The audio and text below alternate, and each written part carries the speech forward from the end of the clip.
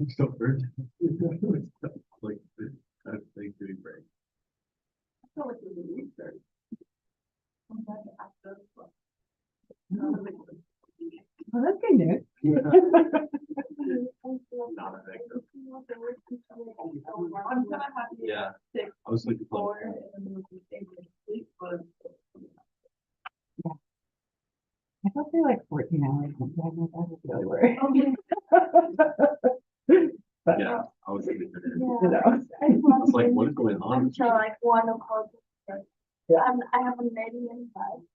And I was going to sleep real late at night, like Mhm, 2, Same. 3 a.m. mhm. And I was like, okay, I know I will have to like go that late on Sunday. So I went to bed at 10:30. And I was not with my phone, not with anything, just like chilling on bed. And I could not fall asleep for like 5 hours. It was insane. I was like, At that point, I'm turning Messing off. up that movies. circadian, I'm turning. this is not happening. And it's happening. Like, I'm podcast because you can like lie with your eyes closed. And if you fall asleep, like good, but if not, you're not super bored. I was like, should I do homework at this point? I'm not sleeping. Yeah. Should I do? Yeah, I was That's crazy. Fall asleep instantly. Okay, so we do have content for today so that like we can keep moving forward. Not content that would be covered on your upcoming exam.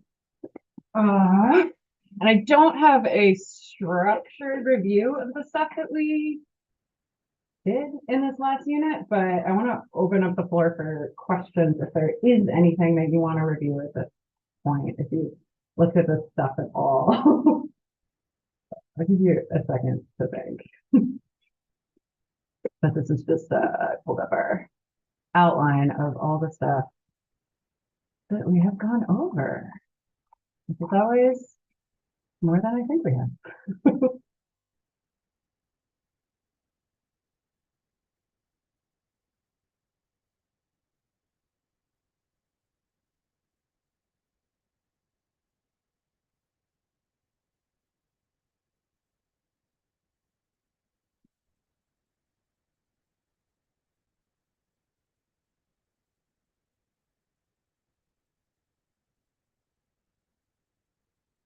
Why don't I do some talking first then? And if as your brains wake up, you think of some questions, we can come back to this stuff. Okay.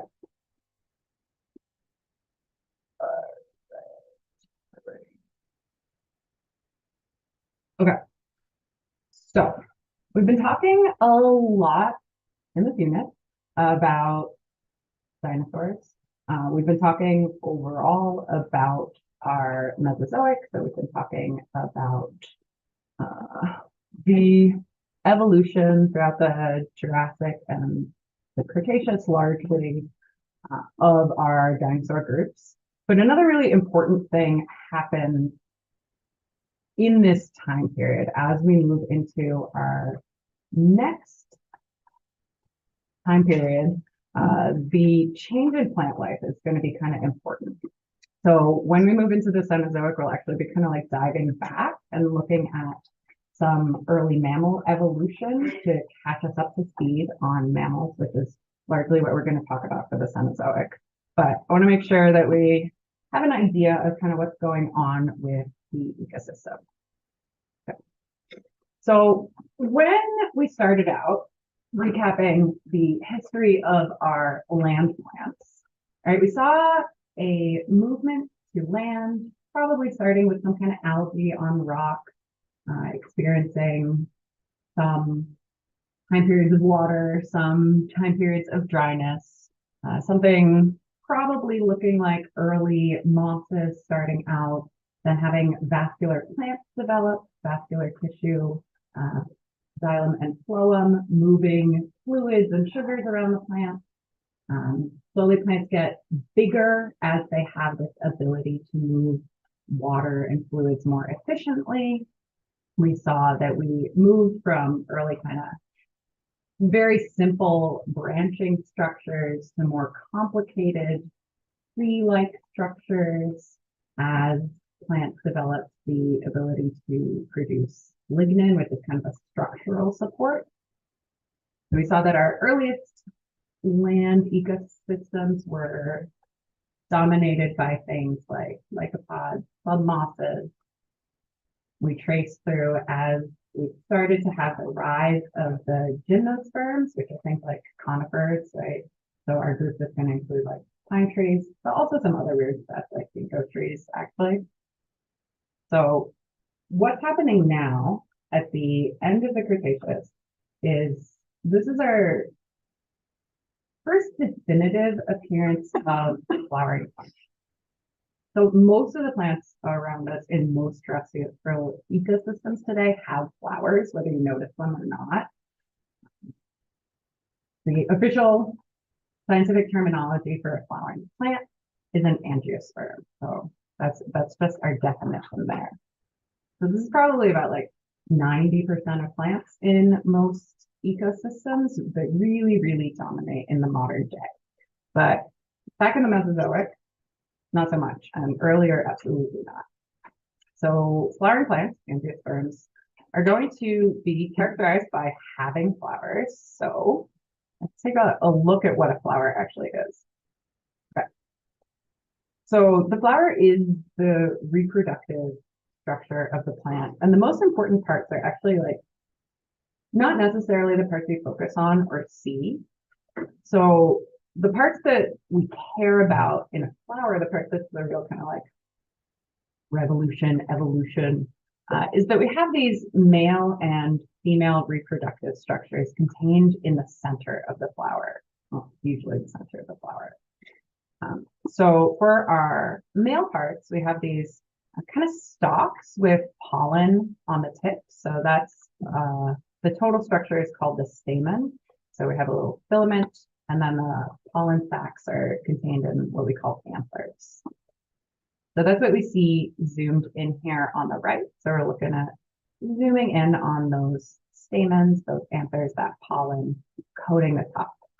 This is also sometimes called the androecium. Andro, just the Greek root that means man, basically. So those are just like the male parts of the flower.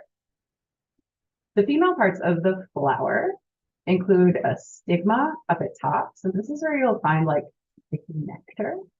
And then we have a long tube called the style that leads you into the ovary at the base of the flower, which is where we have like our egg cells and stuff. So some flowers have both male and female parts in the same flower. Some plants have male flowers and female flowers, and some plants you'll have like a male plant and a female plant. But either way, we have to have fertilization occur in order to get a new plant, at least through sexual reproduction. Plants are tricky because they can reproduce asexually as well. So to get fertilized, here we're looking at the female parts of the flower. So here we're looking at that stigma up at the top, the style, and then the ovary. Yep. And here we see that we have a little pollen grain coming into the top of the female parts. So this is pollen coming from an anther, getting here somehow, and we'll talk about that in a second. And it gets to the top of the stigma, and then it starts to grow down as a pollen tube through the style and into the ovary. So this actually happens because the pollen basically forms two separate sperm cells, one of which makes the tube, and then one of which does the fertilizing kind of. But we can see that happening as we progress through these steps. And eventually this creates an embryo sac where we're going to have this seed develop. So as you can see, this involves a lot of different types of cells. There are a lot of kind of divisions, and we could talk extensively about like meiosis in plants and double fertilization, but we're not going to for this class. So basically, we need those egg cells in the ovary fertilized in order to form a seed. Okay. In angiosperms, our seeds are contained within fruit, again, you may not notice fruit on every plant that has a flower, but it is there. So we contain our seeds here with their little growing plant embryos inside them. Within the fleshy fruit, which is actually a matured ovary. So this swelling at the base of the stigma and style, that gynoecium, that's just gyno is a Greek root for female, so that just means female parts. It kind of swells and develops, gets larger, and you can see that structure becoming the outer part of our fruit, so like the part you eat. If you compare a flower and a fruit, you can actually see a lot of the parts of the flower still kind of hanging on. Like, have you ever gotten like a real fresh tomato where you can still see that little like pokey bit on the end? Yeah. So that's actually the end of the stigma and style there, hanging out at the end of your tomato. And on the other side, we can see that little stem of the tomato called the peduncle, and the sepals, which are like somewhere between a leaf and a petal, I'd say, those green parts at the base here. So this really is just a swelling of the inside part of the flower. You've probably seen growing at some point, how we have that inside part get larger and larger. Now, this is a helpful adaptation because seeds contain nutrients for that growing embryo. They can last in a terrestrial environment a lot longer.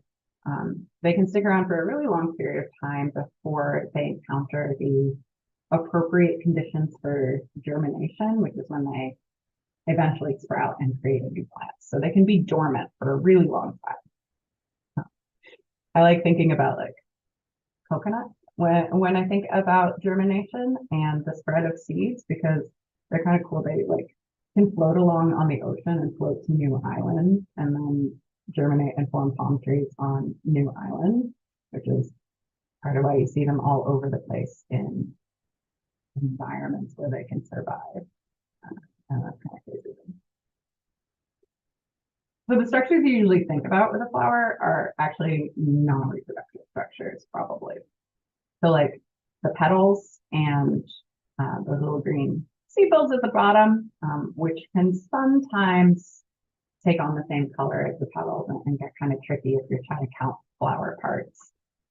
These are not directly for making seeds or fruit or anything. These are really for attracting pollinators. So here we can see those petals here, those petals there. Okay.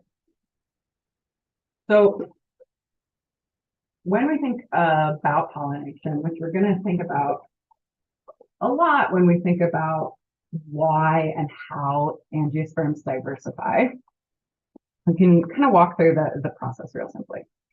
So in order to get pollinated, at least by an animal, the flower first has to attract a pollinator. So that's what the petals are for. Those bright colors are adapted or evolved for their kind of their specific pollinators a lot of the time. So they're attracted by those bright colors, and they're attracted by the nectar and scent emitted by the flower. So that's where those nice smells come from in nice smelling flowers. So then the insect comes, drinks the nectar, which is usually contained like on the stigma at the end of that style, so on the female parts. And as it does this, it kind of like bumps into the anthers that surround it. So the insect gets pollen all over it. I could call it clumsy, but like a little bit, right? It's looking for nectar and just its body is bumping into things. And then it keeps going to another flower, right? And so at that point, the pollen that's gotten stuck to the insect rubs off on the stigma, on those female parts of the second flower, and that's how the pollen travels through the style and into the ovary. Okay. Now, there are wind-pollinated flowers. So if you're looking at an angiosperm, like a tree, you know, like most of our trees are angiosperms, maples, oaks, so on and so forth. You might not think of them as having flowers. And that's because a fair number of flowers are subtle, some of them because they don't actually need to attract animals, but instead are wind pollinated. So if you have small, boring flowers, this may be a suggestion that that pollen is spreading on the wind rather than being carried by a bug or something. So wind pollinated flower is likely to be small, dull in color. It's not going to smell nice or have nectar particularly. But it is going to need to have lots and lots of pollen because it doesn't have a specific route to a new flower. So it's going to get really, really dusty, basically. So if you have pollen allergies in the spring, right, you can blame wind pollination for that. That pollen is going to be easily spreadable. You don't want it to clump together. And there's a kind of different structure to some of those flowers as well. So these are examples on the left of some wind pollinated plants, some wind pollinated flowers. And over here on the right, we have our insect pollinated flowers. So remember that insects are animals, they're kind of animals. So we have large, brightly colored petals to attract insects, sweet smells, nectar, all sorts of things in order to get those insects to the flower. And then we don't need so much pollen because we're going to go specifically from flower to flower, riding on that insect. That pollen's going to be kind of like sticky because you want it to stick to the insect. And we'll have some shapes to that flower that make it more likely that the insect is first going to bump into the pollen and then also bump into the stigma because you need that insect to brush against both parts in order for pollination to occur. So when we see changes to flower shape, flower color, all sorts of flower things, this is really kind of a story about the coevolution of flowers and their pollinators, because different pollinators like different things. So there are a number of different shapes that are associated with specific types of pollinators. There are also even different colors. If you think about creatures that are pollinating at night, like bats and maybe moths, you can imagine that those wouldn't need necessarily the same kind of bright colors if you can't see as many colors at night, whereas daytime flowers may be more brightly colored, and the shapes are really going to be kind of sized appropriately so that those animals are going to bump into those reproductive parts and effectively spread pollen. So this is just one type of plant, phlox, and you can see that there are many varieties, each of which is kind of associated with a different type of pollinator. So here we see some more examples of how pollinators are associated with different plant forms. So you can see, for example, that hummingbirds really like the color red. So these are all different groups of plants that have evolved this kind of red color specifically to attract hummingbirds. We can see here that this, I actually don't know specifically what that is, some kind of bee or wasp here. You can see it must like kind of this purple stuff. We can see this moth. It doesn't need color so much, right? But we've got this kind of shape, this kind of tubular shape for this moth here. Sometimes we have flowers that mimic reproductive structures of bugs, right? So bugs actually try to kind of mate with the flowers, which is kind of crazy. We also have flowers that just kind of mimic flowers that those insects like to eat, even if that flower itself is not necessarily super edible or tasty to the insect. So we have all sorts of ways they're kind of trying to attract their pollinators. I pulled this figure from a paper as well, so it's showing a pollinator shift from moth pollination to bee pollination. So what they were looking at was some of the chemicals basically that are contained within the flower also shift for different pollinators. So there's like a shift from large quantities of nectar to actually larger quantities of oil as this particular plant moves towards bee pollination throughout its history. So in terms of our time period, right? So we're in the Mesozoic. Both our angiosperms, so our flowering plants, and the insects, which are going to be their main pollinators, kind of explode in diversity at the end of the Cretaceous.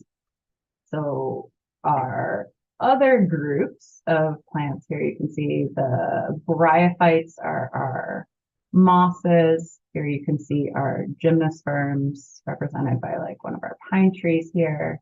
You can see ferns, right? They're going along pretty early, remaining kind of steady as we move forward in time. We don't actually know exactly when the angiosperms first arose. There are ongoing arguments about this, but they branch off at some point from the developing gymnosperm line. Sometime maybe in the Cretaceous, maybe earlier, but we start to really see diversity in this group at the end of the Cretaceous, and you can see it's overtaking the other groups of plants.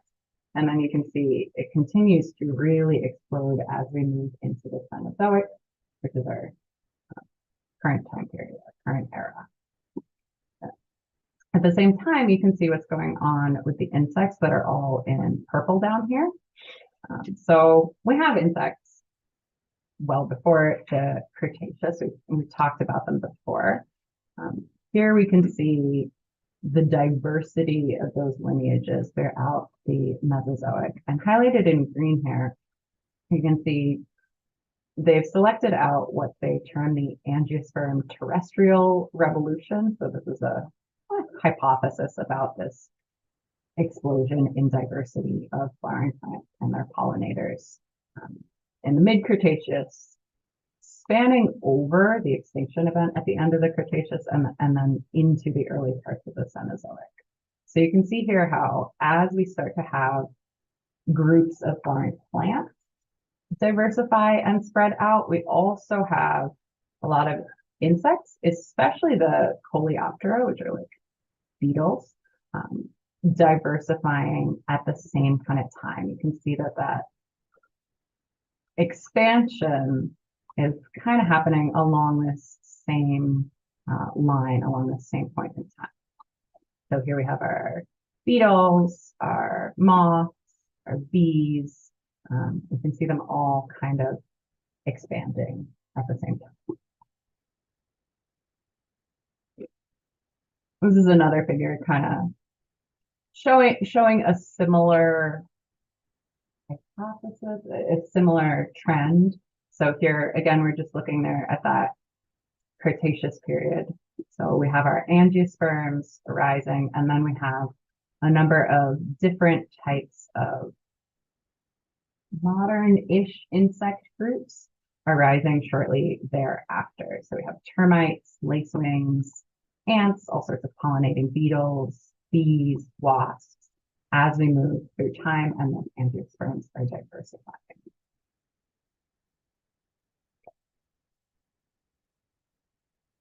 So since we're in the Cretaceous, or at least we're in the Mesozoic, it's worth looking at a couple fossils.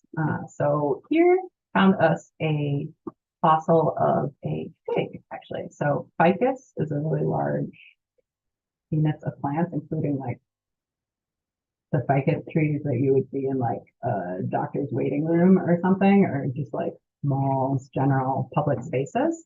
But it also includes our figs. It's pretty cool to me that we have figs this far back in the Cretaceous. And the figs have like a crazy life cycle, so I wanted to tell you a little bit about it. So a fig is actually kind of like an inside-out flower. So the reproductive structures of that flower are actually on the inside of the fig itself. So the way that figs get pollinated is that you have a fig wasp come in through like a little hole on the end of the fig itself to get to those flowers on the inside of the fig. Now, all the pollination then occurs like on the inside of the fig itself. So we have that female wasp who lays her eggs inside the fig. These tend to form like, this is also debatable, form galls, so like kind of swellings of the plant around those larvae. And some of the flowers are producing seeds at the same time. And then those eggs kind of hatch. And some male wasps leave first and then fertilize the females. The males die like on the inside of the fig, so they kind of like only live ever inside the fig. And then the females hatch and continue on to exit the fig, collecting pollen kind of like along the way, and then go along to the next fig. This is super creepy to me because I really like eating figs, right? So the question is like, am I eating lots of dead bugs? I haven't looked up specifically the edible figs we eat today. Not all modern figs require the same pollination process, but many, many species of figs do. Like, you know, like 850 species of wild fig or something like that. They're crazy. So this is an example of a kind of extreme symbiosis between a plant, an angiosperm, and a pollinator, right? Like you need to have a very brave and very specific wasp that's willing to just like crawl inside some random fig hole, right? This whole process is kind of complicated. In terms of fossil evidence of like some of our earliest angiosperms, some of the examples we see are like coming out of China, which in general is producing a lot of really good fossils that are dated really early.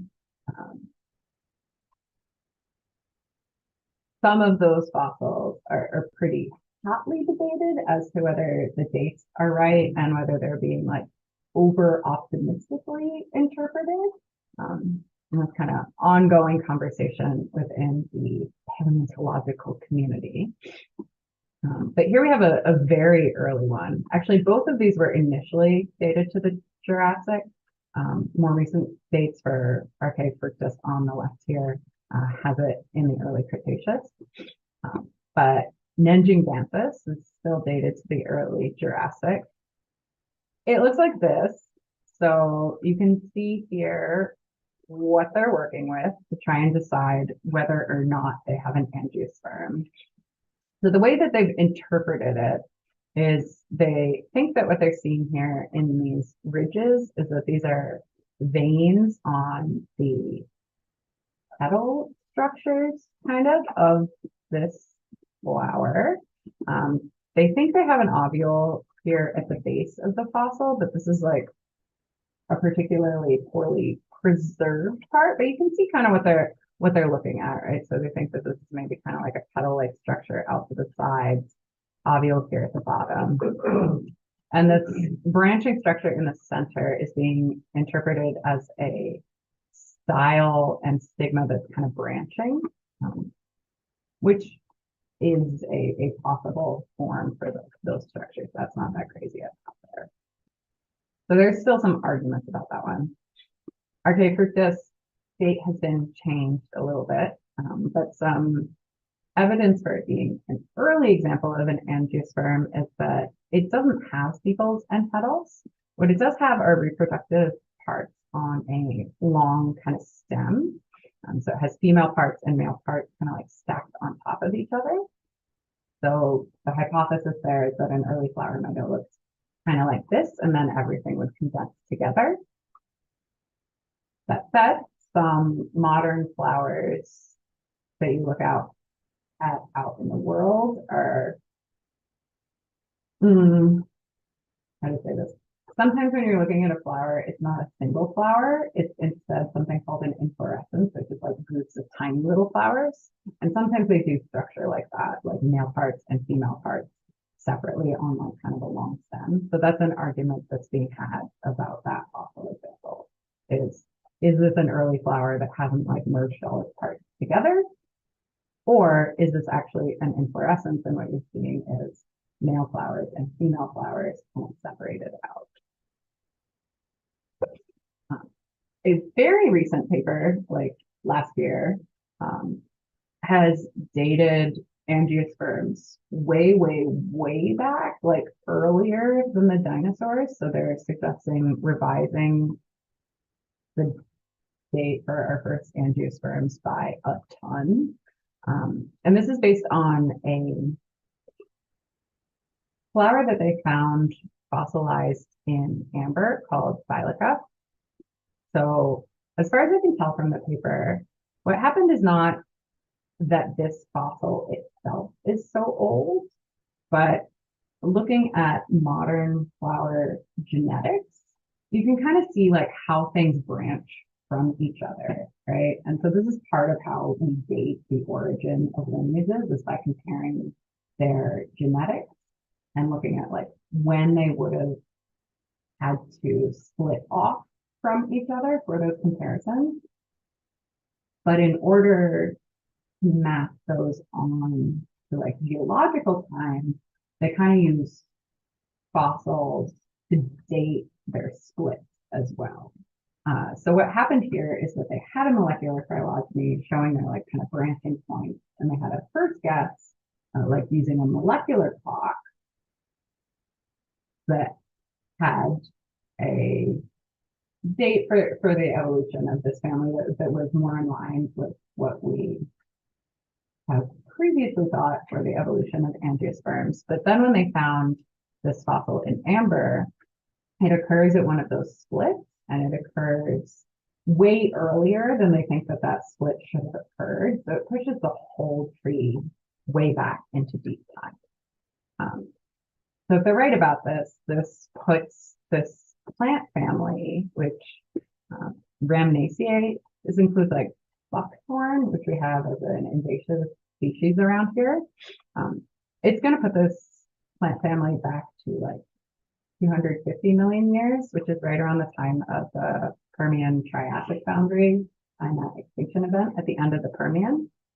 And since this is an angiosperm family, if this dates back to the very beginning of the Triassic, then angiosperms must also date back at least that far.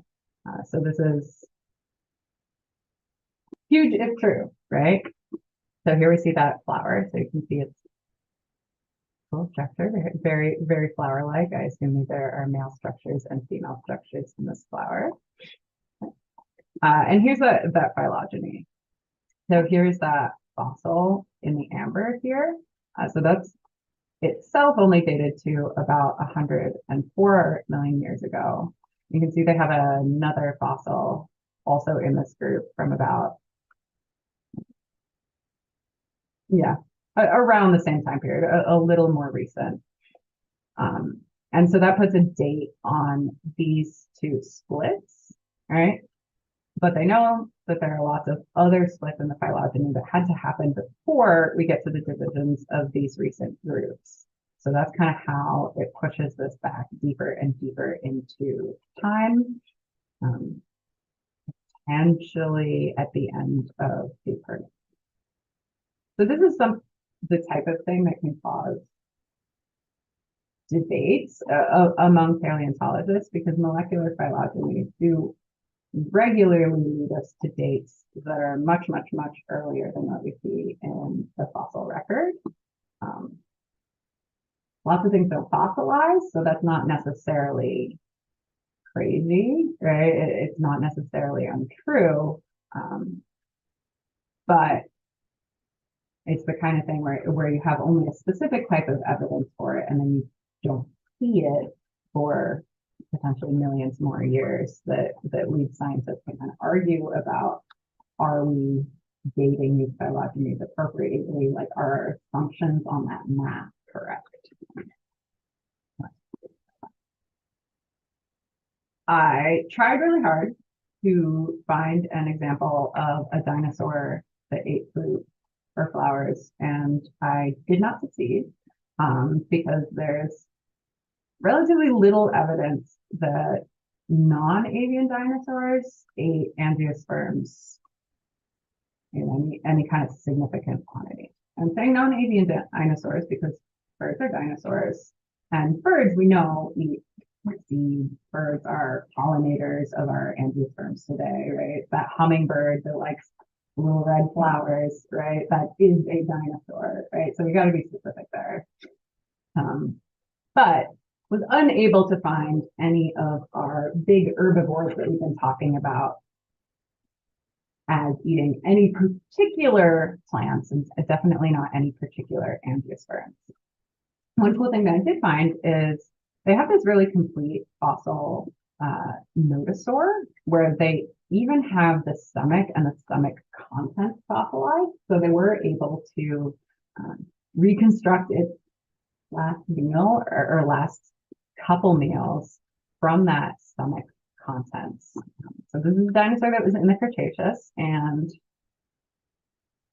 this might be tough. I know what the full dinosaur looks like, but looking at this fossil, can you guess what group of dinosaurs this is part of?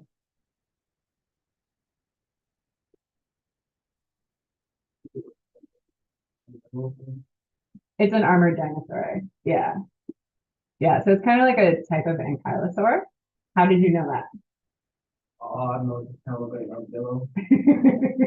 Yeah, armadillos are mammals. But yeah, it's an armored dinosaur. So you can see those like scoots, right? So those kind of keratinized little kind of bony plates kind of covering it. It doesn't have those big projecting plates though, like our Stegosaurus would. So if we had the rest of this dinosaur, we'd expect to see a tail club at the end. We don't have that part, but we do have its skin and its stomach, which is super neat. So here we're zooming in on the stomach. So the stomach of this dinosaur is like here, and they looked into it, like way, way, way into it until they could literally see the plant parts because it was one of our herbivorous dinosaurs. So here's what it was eating. So in terms of like taxa, like types of plants, that's what we see here in part C. So part A is telling you like what part of the picture it was in. So like the slides. Part B is like the type of tissue. So it's kind of cool that you can see like it actually ate some charcoal, right? So it was in some kind of burning environment apparently, which is interesting. But in terms of what it was eating, we find lots and lots of ferns, right? So about like 85% ferns in its belly. We have some cycads, which are like spiky palm tree looking things. They're their own group, but have you ever been you have not been in my uncle's house, so I'm trying to like describe it, but have you ever been near like a house plant that looks kind of like a palm tree that's flat, and if you touch it, it like really hurts because it's like leaves are really pointy? Anyway, that's what a cycad is. They also sell them at Walmart sometimes. Like they're not that uncommon, but they are really old group, older than our angiosperms and all that stuff. So conifers were around, but not a lot of evidence that the dinosaur was eating them, right? So we know that they were in the environment, but there are only trace amounts in its stomach. It was really into the ferns. And then there are a couple things that they can't really identify. So about 11%. We can see we really don't have any angiosperms here in its stomach, even though theoretically angiosperms have already evolved by the end of the Cretaceous, possibly as early as the beginning of the Mesozoic. So that's the best I can do for you. They really liked their ferns, their leaves. Okay. So at the end of the Mesozoic, we're gonna kill off all our non-avian dinosaurs. So one thing I did find as I was trying to find for you an example of even one dinosaur that was eating fruit is that actually there are some suggestions that this angiosperm revolution might have been related to the downfall of our dinosaurs as a whole. So here we're looking at the very end of the Cretaceous. So we're looking at the late Cretaceous, and we're looking at how many types of dinosaurs there were. So we're looking at the diversity of species and that stuff. So here we have our herbivores, and here we have our carnivores. So you can see there, both of them actually are dropping pretty significantly in diversity before we hit our extinction event here at the dotted line. And we're looking at the same kinds of numbers here in these heat graphs. So this is looking at kind of speciation and then extinction curves here on the other sides of the graph. So we're seeing that even before the end of the Cretaceous, when we have basically everything get killed off by a giant asteroid is our current best guess, we're dropping in diversity. Okay.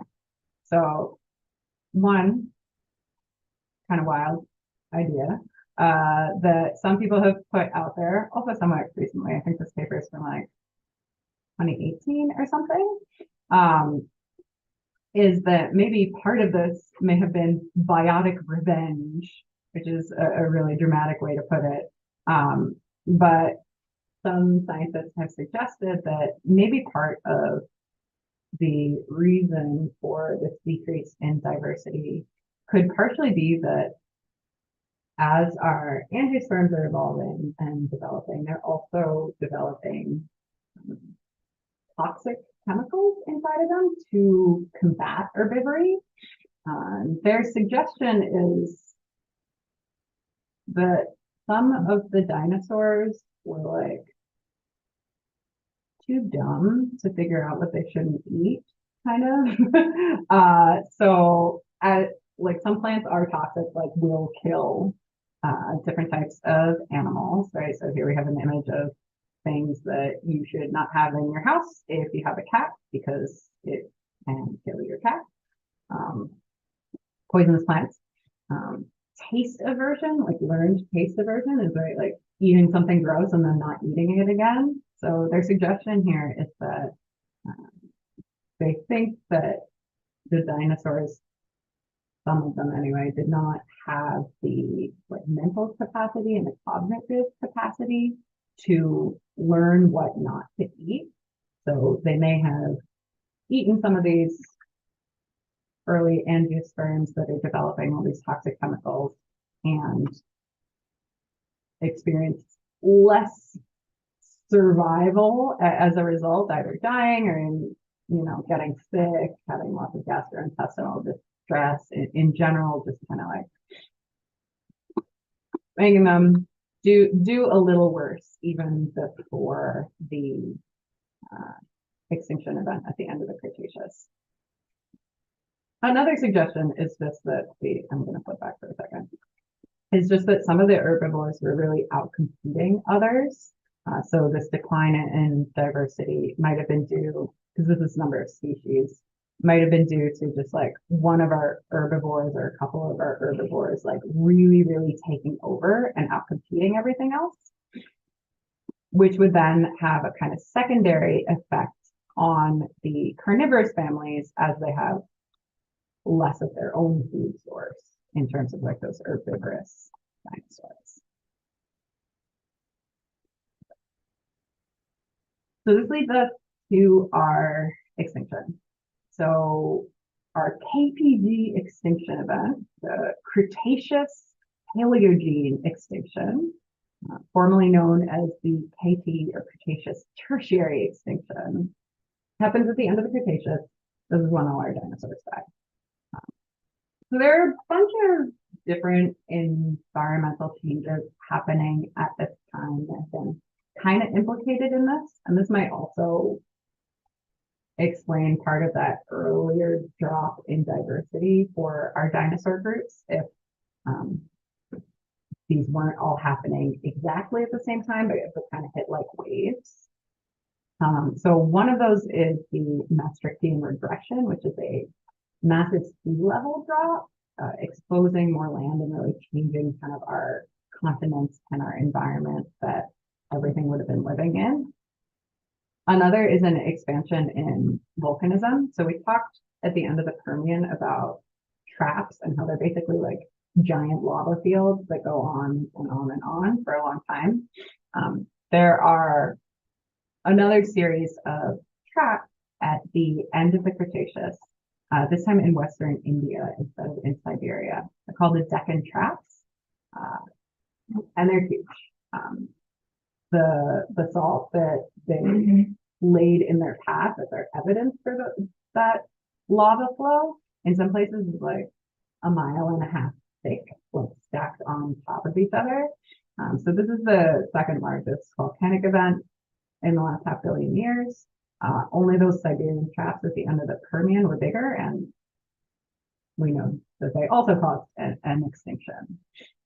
So both of these have been like partially implicated in the extinction of the dinosaurs at the end of the Cretaceous, but our current going theory, current winner on why exactly our dinosaurs and a lot of other stuff dies off at the end of the Cretaceous is an asteroid impact. And I just realized I do not know how to say that word out loud.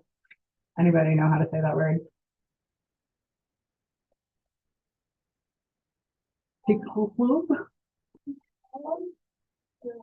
It's in Mexico, so I feel like that X has to be kind of an H. Anyway, an asteroid impact. I should have looked that up. I just seen that word so many times that I realized I never said it out loud.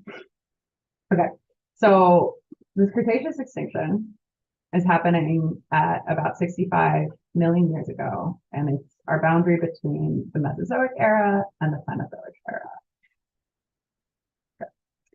So basically, we have an enormous asteroid impact the Earth, and we have actually found like the crater for this impact, which is part of why it won out over our other theories for the cause of this extinction.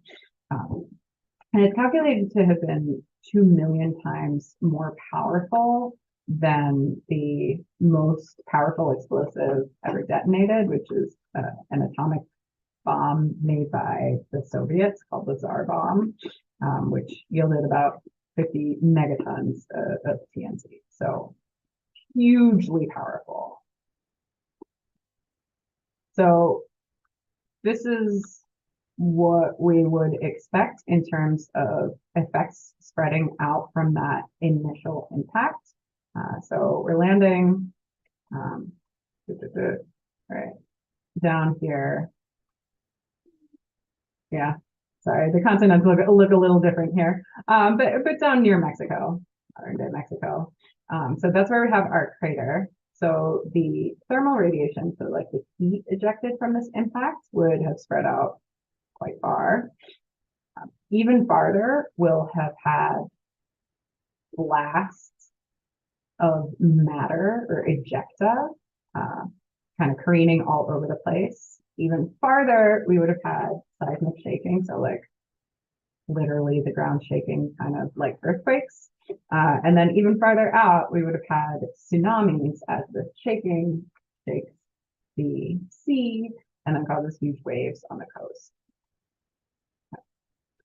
So this causes about a 75% extinction of marine species. All of our dinosaurs except birds go extinct. So this asteroid impact somewhere near the Gulf of Mexico. It we think it's about 10 kilometers wide for the body of that asteroid. And then its crater is about 100 miles wide and 12 miles deep. So it's enormous. So this would have created basically a firestorm all the way around it, tsunamis in the ocean, and then debris in the atmosphere. So basically this is causing kind of like almost nuclear winter in our environment. So as we have all this ash and dust coming out from that crater and that asteroid, it's collecting in the atmosphere and basically creating like darkness. So this, we think, decreased our global temperatures by like 7 to 12 degrees Celsius, which is pretty massive. And then that darkness, in addition to the lower temperature, is also killing off a lot of plants. We can't really photosynthesize in the dark, right? The cold and dark, plants die off, which leads to an overall ecosystem collapse, right? Because our plants are our primary producers, right? They're doing photosynthesis so that the herbivores can eat the plants, get energy from them, and then our carnivores can eat the herbivores and get energy from them. So when you kill off all those plants, everything else kind of dies in a domino effect.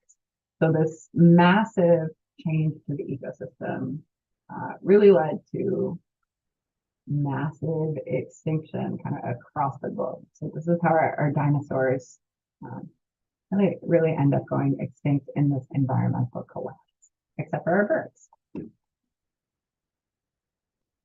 So here's a kind of like time scale of the environmental effects produced by the impact of this asteroid. So first, we have the initial impact, right? So that's going to have more of a local effect, kind of a regional effect. So there's going to be fireballs and air blasts, so like a pressure wave, also pressure waves in the land in the form of earthquakes, and in the surrounding water in the form of tsunamis. This is going to kick off a bunch of wildfires with those fireballs and choke the earth in dust, probably for several months, and then overall affecting that atmospheric chemistry kind of on a longer term. So this also might have caused acid rain, killing off more things, as well as ozone loss.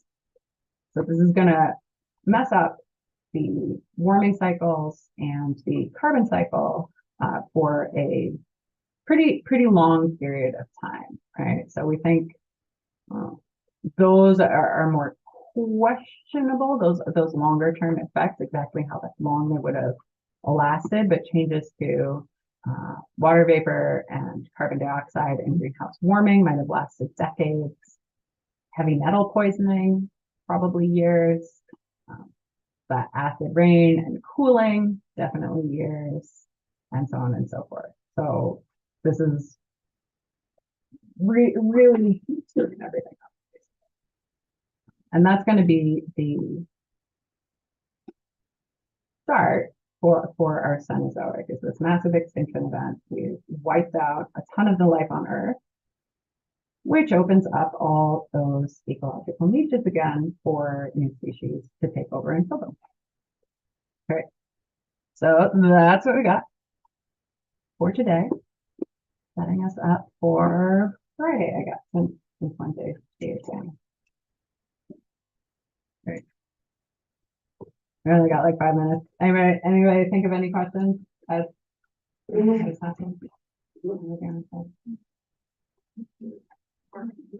Nothing.